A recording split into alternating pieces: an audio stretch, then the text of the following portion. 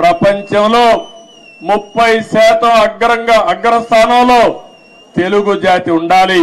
దానికోసం నేను పనిచేస్తా.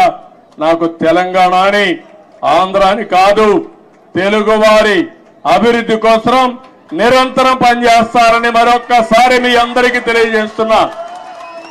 నాకు ఈ జాతి అన్నీ ఇచ్చింది. ఏ నాయకుడికి ఇవ్వని గౌరవం నాకు ఇచ్చింది. 9.5 సంవత్సరాలు ముఖ్యమంత్రి. ఈ యొక్క స్వాతంత్రం వచ్చిన తర్వాత, రాష్ట్రం ఏర్పడిన తర్వాత సమైక్య ఆంధ్రప్రదేశ్ లో కూడా 9.5 సంవత్సరాలు ఎవరూ లేరు. 10 సంవత్సరాల అపోజిషన్ లీడర్ని. నా రికార్డు ఇంకెవరూ బ్రేక్ చేయడానికి కూడా అవకాశం లేదు. ఇది 2 రాష్ట్రాలుగా విడిపోయింది కాబట్టి.